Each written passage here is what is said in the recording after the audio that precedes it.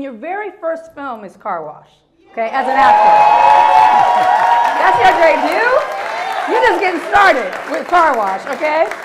So he was an actor and he transitioned into filmmaking. We'll talk a little bit about that, but as an actor, Car Wash, he was in Commando, Predator, American Gigolo, Menace to Society, where he scared the boy so much, just scared him so much. But as a filmmaker, one of the things that's little known about him that I really appreciate, because a big part of my start was at the Sundance Film Festival, Bill Duke won a special jury prize at Sundance in 1984 for his directorial debut called The Killing Floor, right? How did we not know that? How is that not at the tip of our tongue?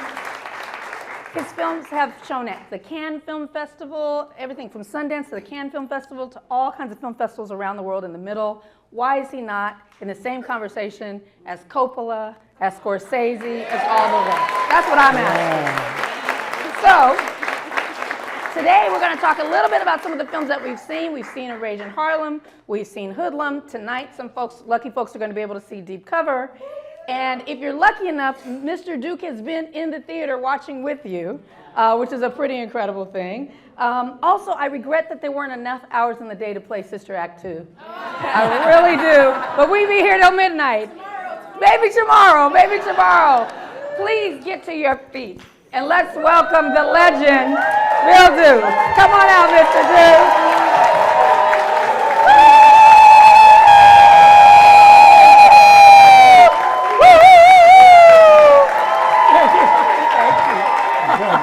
Thank you so much. Thank you so much.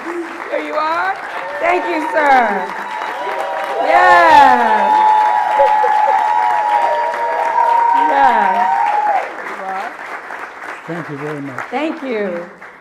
Thank you. I want to thank Her Majesty for all that you've done and do, for your, not only for your great directing and your great projects, but for this experience of bringing us all together. And really, Thank you, sir. you know, some people are successful and they get blamnesia.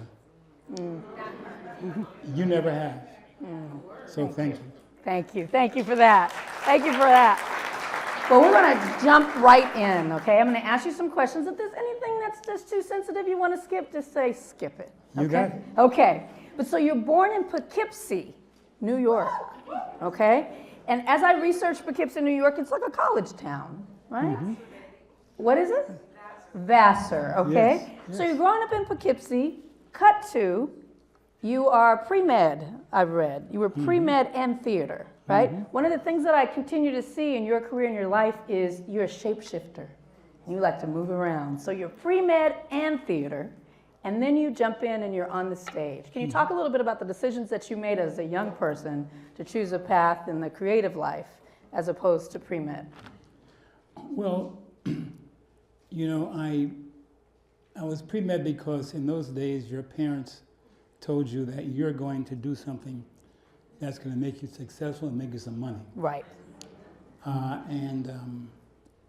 You know, I obeyed what they said to a great extent. I also had been dyslexia. Okay. So expressing myself has always been difficult verbally. And so I started writing journals and my feelings, and went to poems and then plays, etc. So I started at a very early age, but I never thought I could do it professionally. But in college, I was in a play called The Emperor Jones, and I caught the bug. Yeah. And so that's what got me into it. That's what sent you on your way. So I read that the president of your college, the president of the school, paid for your room and board. Why is that? Dr. Hall, he was very strict and very stern, but he also was a brilliant man who headed the college.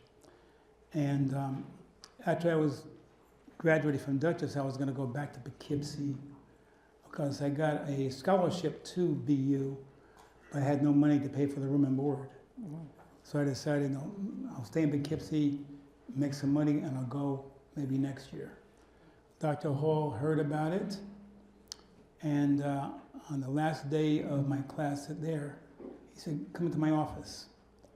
Came into his office. I said, what do you want, doctor? He says, I got something for you. He reached into his jacket pocket, brought an envelope out. He says, open it. I opened the envelope. It was a check that paid for 3 years of me being at 3 years. Wow.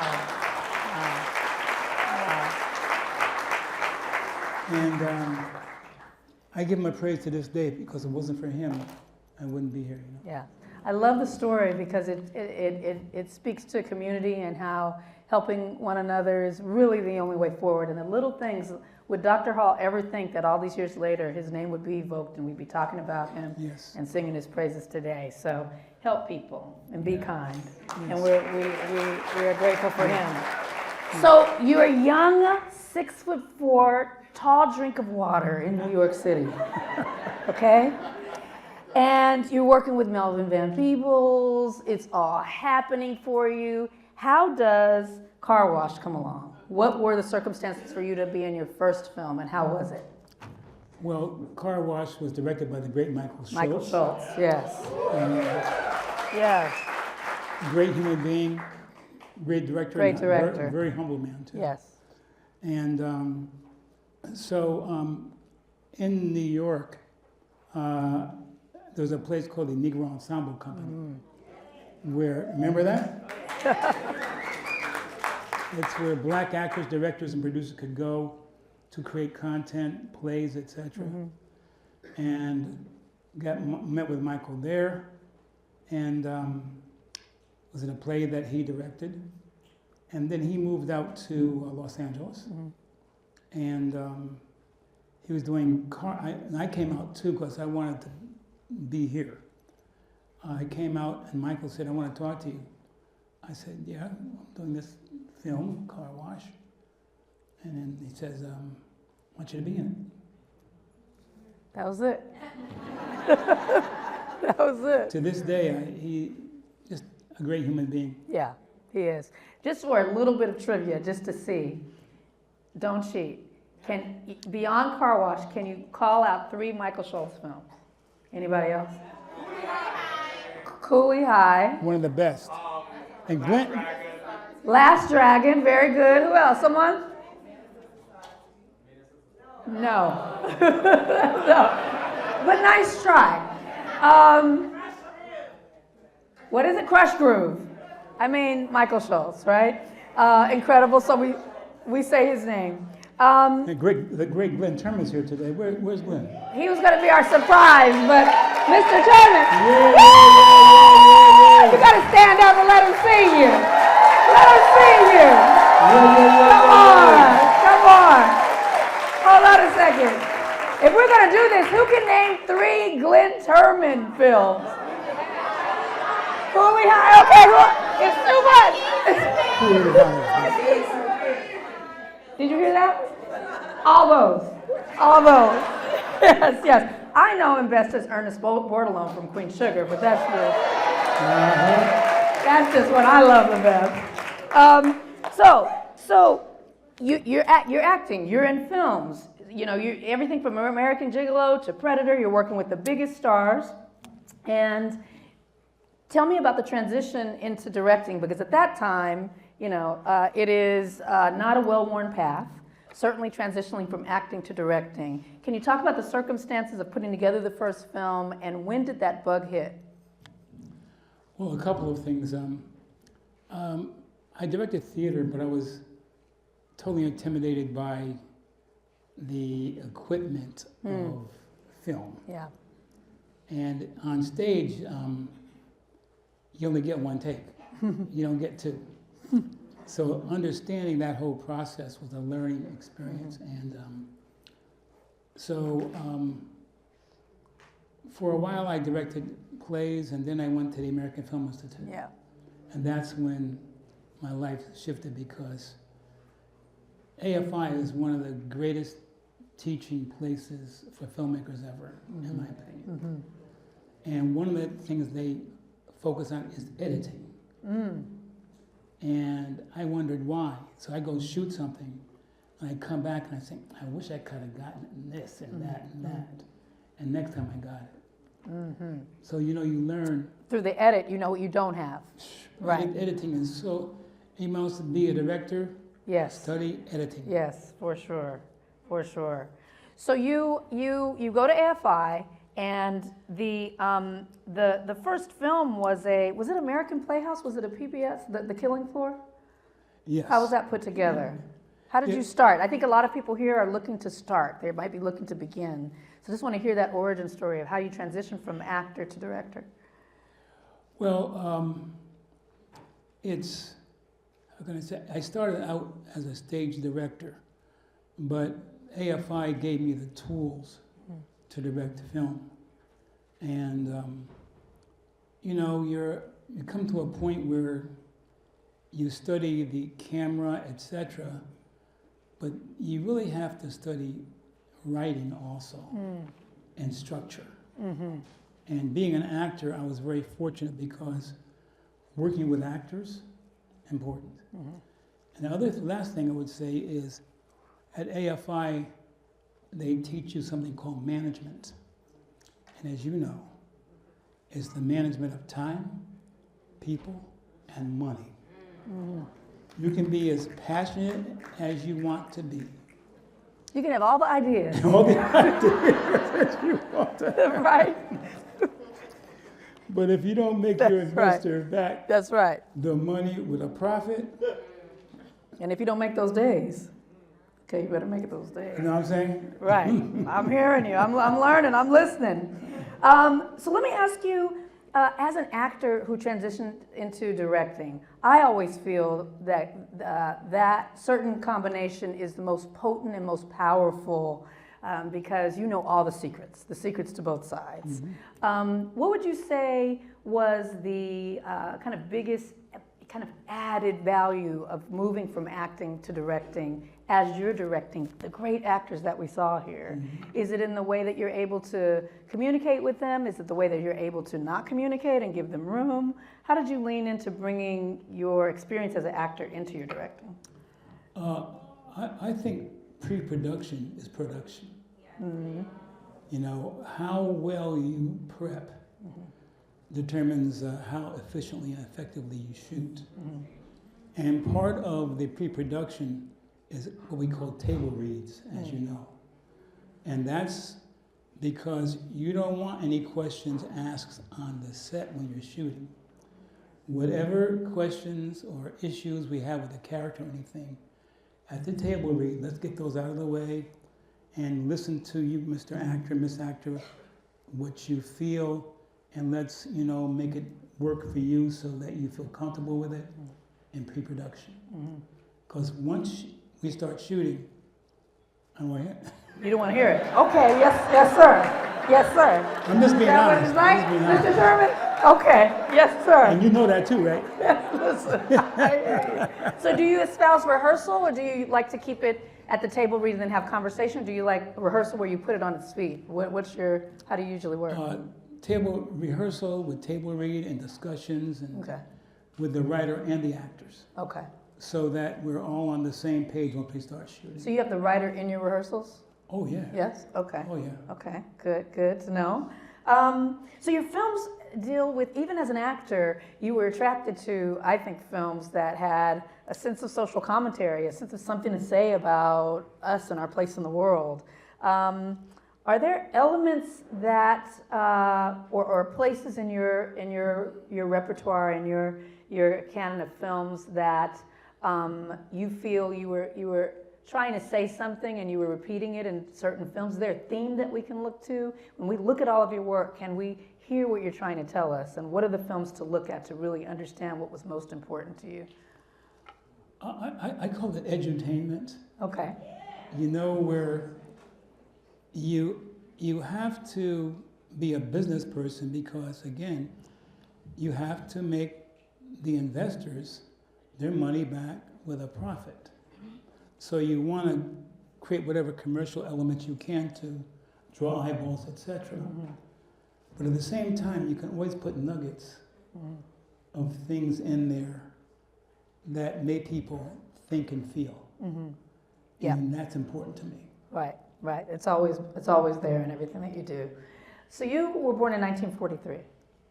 So in 1963, you're 20 years old, the year of the March on Washington. You are a 19, 18, 19, 20, 21-year-old in the midst of, you know, the social upheaval and kind of the biggest stride towards civil rights that we've seen.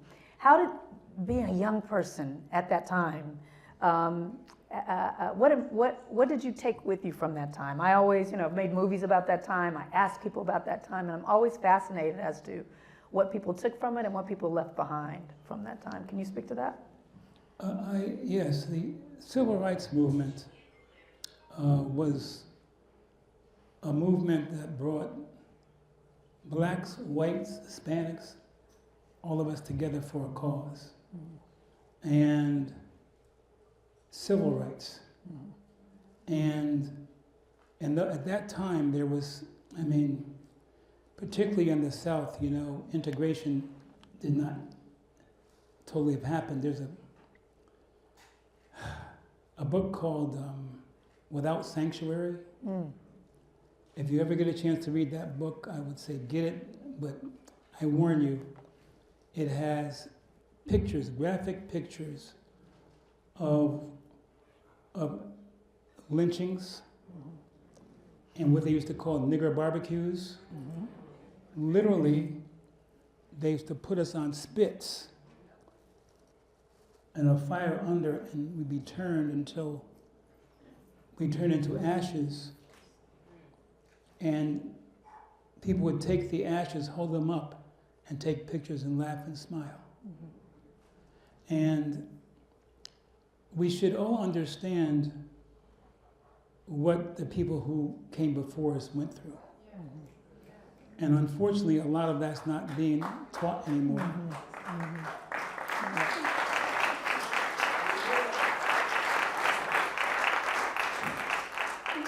There are certain states that are taking Black history out of schools. And some of them are saying the reason is because it's making white children feel guilty. And I understand that point of view, but I think that's not understanding that if we don't understand our history, we'll repeat it. Yes. But this time it's not going to be easy because I know I have a gun.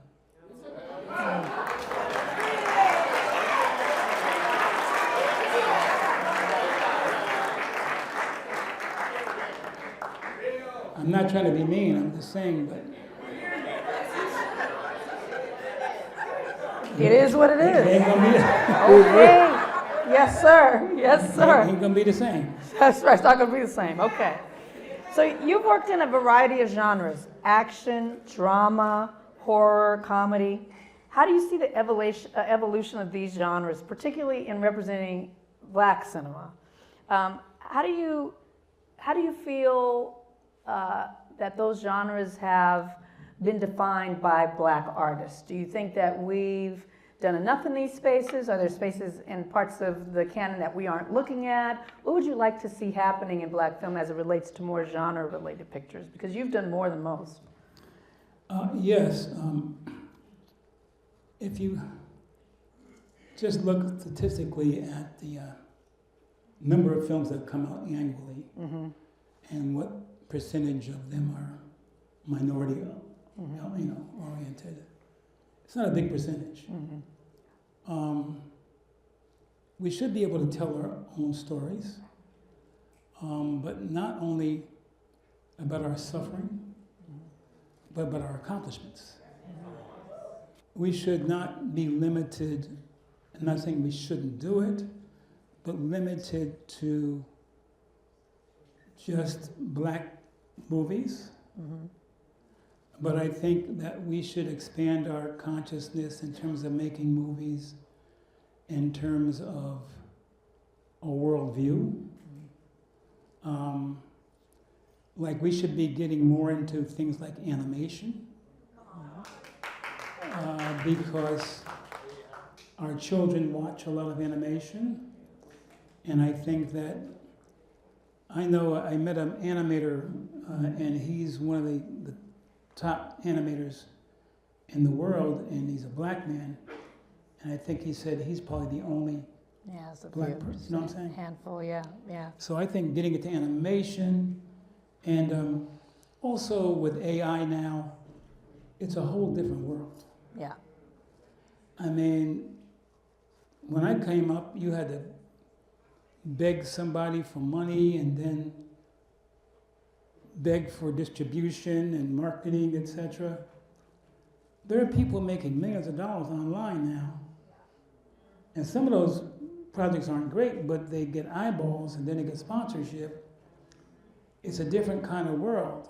And AI is, I know there's some bad things, but there's some great opportunities in using AI. You know what I'm saying? We have to be a part of the conversation, or they're going to be talking around us and over us. So focus on AI. A friend of mine said, no matter how good a football player you are, if the name of the game is baseball, you better get yourself a bat. Come on! That's an African proverb, in case you were not aware. Love it.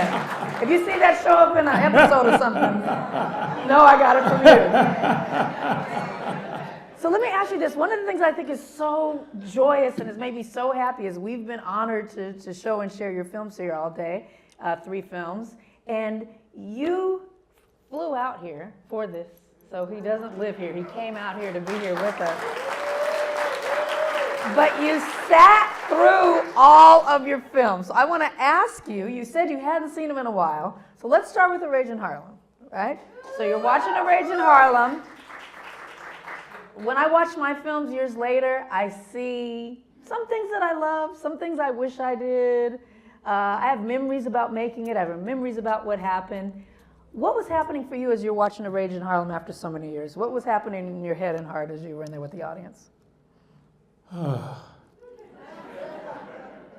think in a way I'm a film critic. When I watch my own work, I appreciate a lot of it. But I also see things I would have done differently now to improve certain elements. And I always want to learn. Yeah. You know, what is it? I'm trying to remember to say is that wisdom is the realization that when you're wise, you're still dumb. Yes, I like that. Okay. All right. What about Hoodlum? Anything come up for you while you're watching it? Beyond the things you would do differently. I mean, it's incredible performance. It's a film unlike anything that had been made at that time. What did you think about it when you see all these years later? Did you like it? Yeah, to be honest, I really enjoyed it. You know? Okay, good. Good.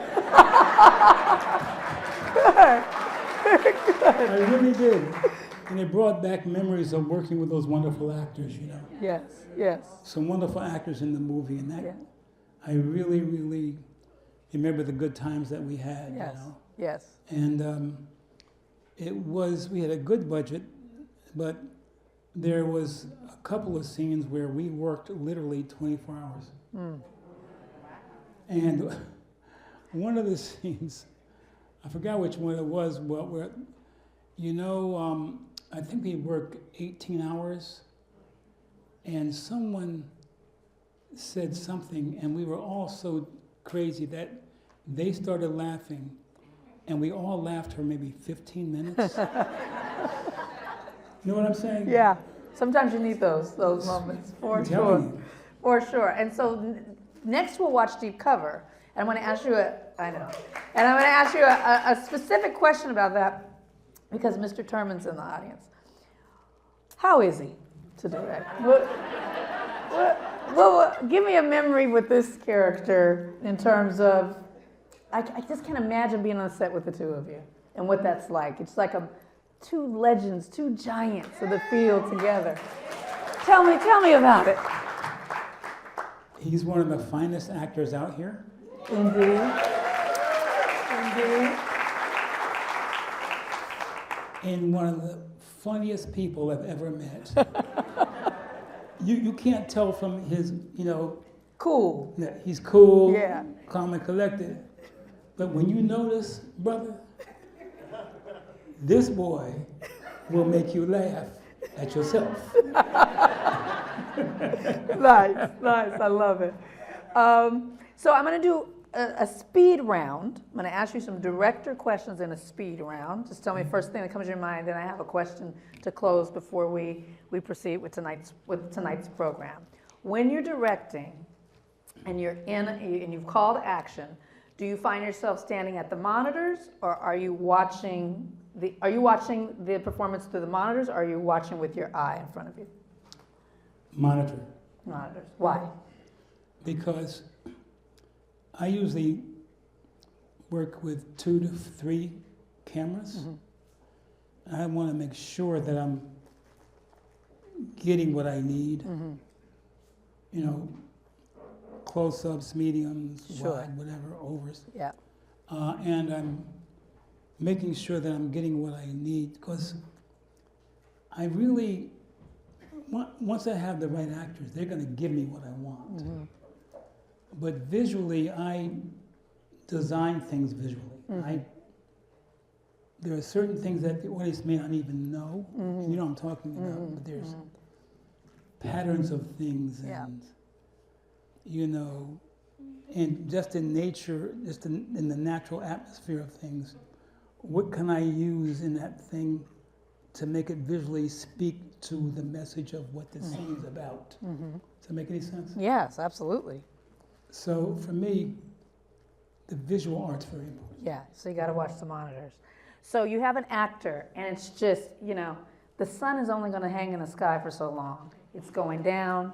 You got to move from the location, and it is a day scene, and you cannot light day for night, and you got to get this performance, and the actor is stuck, and you are Bill Duke, and you are going up to the actor, and you are saying what? You're fired. No. You can say that. I can't say that. No help, no words of wisdom. The words of wisdom were given in pre-production. That's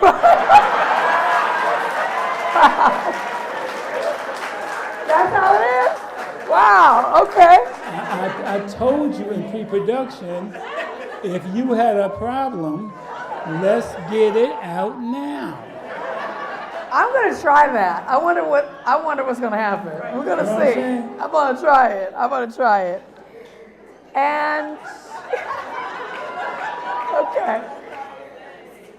And the last speed round is, I just want you to talk a little bit and share with folks a little bit about the importance of the crew and the ways in which you as a director have nurtured and built your crews over the years, because I've heard nothing but great things over the years. People talk about, I worked with him on this, or I remember him from this, and you have such a stellar reputation. So can you speak a little bit about, the community that you create on set? Well, as I said before, ego, is edging God out. Mm-hmm. And the thing is, the crew, that is your team. You're a part of them and they're a part of you. Mm-hmm. And if you get them all on the same page, mm-hmm. to speak the message that you want to speak through what you're shooting, whether it's the gentleman is the prop guy who puts the license plate on the back of the car, no matter who it is, they should be part of your family. Yeah. And not that you're the director and they're down there. Mm-hmm. No, you're eye to eye. Yeah. You respect them, they respect you. That's right. That's right. That's right. And my last question tonight. Oh, yeah. No, this is just quick. This is just quick, and he's being kind of direct and really something. I don't want to kill anything for you if you haven't seen Deep Cover yet, but I had the opportunity to work with this brilliant man in Deep Cover, and he's one of the most giving and patient and instructional and actor-friendly directors that you ever want to work with. Thank you. So that's fired, you're fired. Bullshit.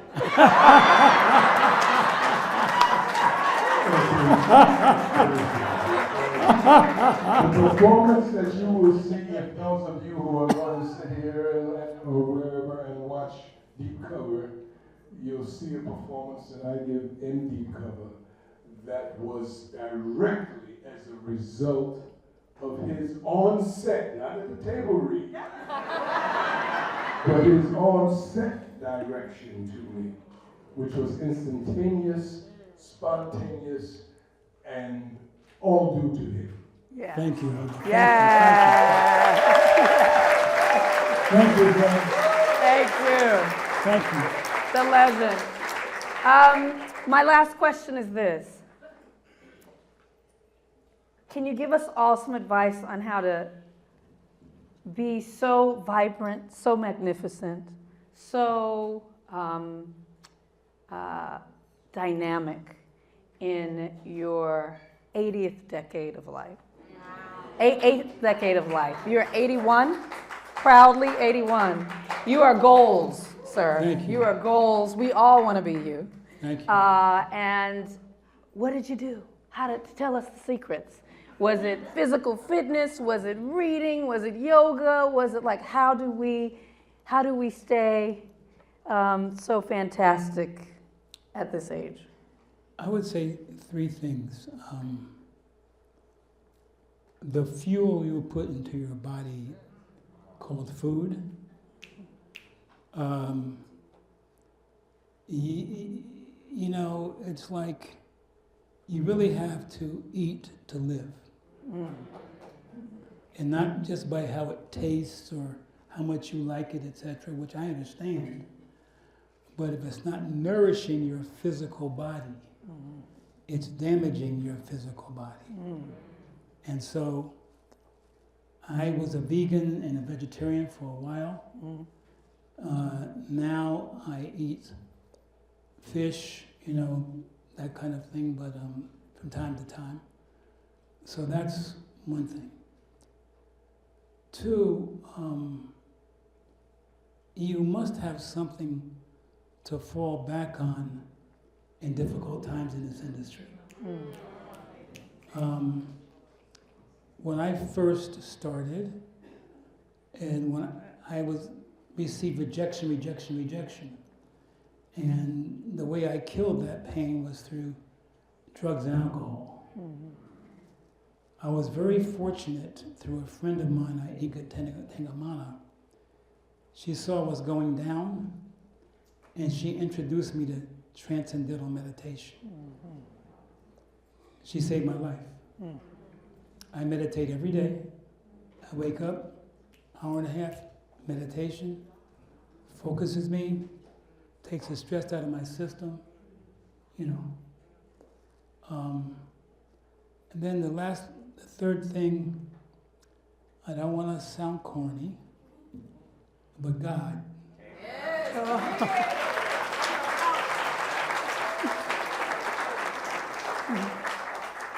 I am grateful to God every single day for giving me health of mind, body, and spirit. I know where everything comes from. So That's right. Let me just tell you that the words "I'm honored" is overused, but you must know how we feel about you. I hope that this gathering hits you deep, that It you does. understand what you mean to us, what your work has meant to us, what you continue to mean. We're so blessed to have you here. Thank you so much for coming. Bill Duke. Thank you. Thank you.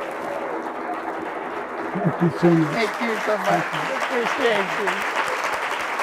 Thank you very much. God bless you.